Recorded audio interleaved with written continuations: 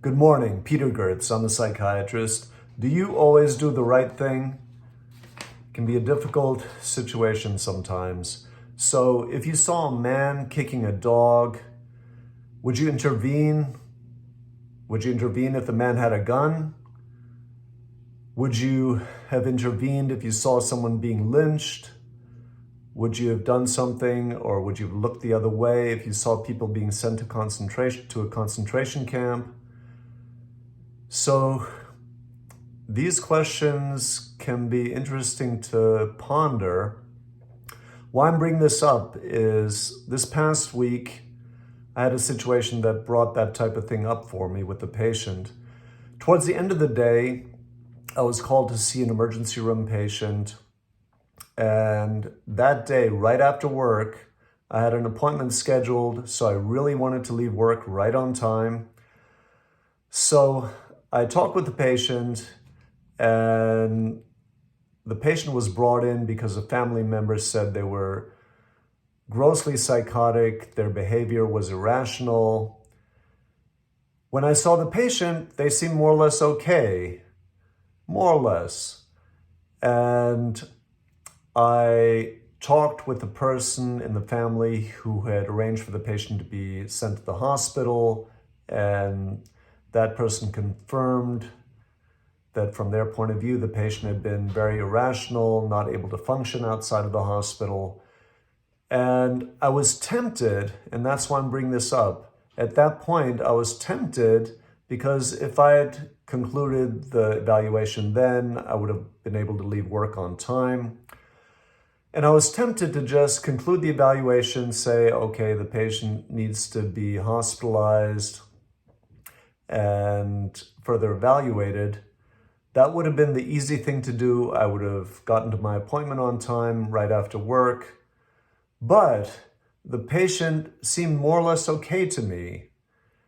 And overall, it didn't feel quite right to just finish off then without trying to get a little more information.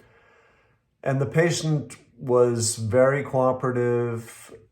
She gave me numbers of other people. Unfortunately, I was trying for a while and no one was available, so no one picked up the phone. Finally, one person picked up the phone, and that person gave a history that was not necessarily totally in favor of releasing the patient, but not as extreme as the initial history that was given by the other family member.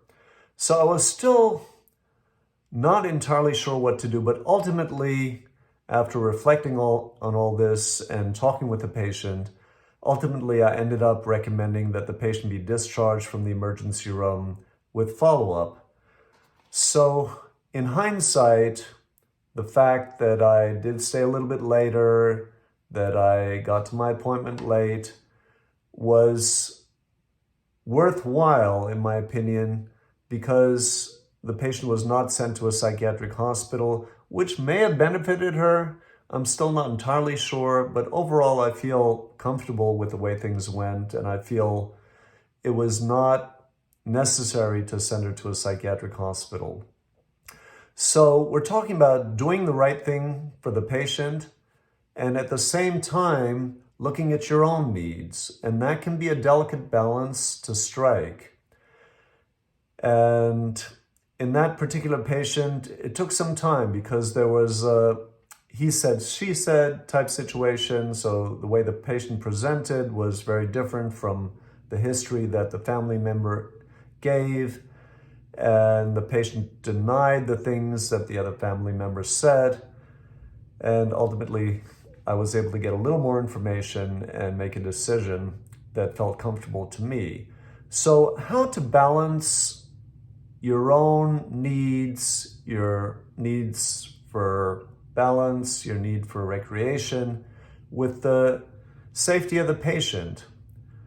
And one can err on both sides. For example, if you extend a visit, let's say extend a 20-minute visit by another 20 minutes or even an hour, that maybe at that moment meeting the patient's needs, but overall it's probably not a good idea unless there's an emergency for the doctor-patient relationship, because you want to be able to set boundaries that are comfortable for you.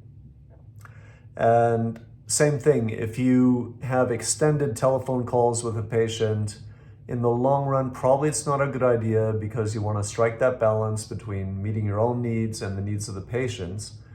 And on the other side of the coin, analogously, if your visits are very short with a particular patient and you don't return their calls, it's probably not a good idea either, because not returning calls at all essentially is cutting off contact, at least for a time, with a patient. And having very short visits, you probably will not get enough information to give the patient very good treatment. Another aspect is some patients can send you messages that are very long, and you probably want to set boundaries with that also.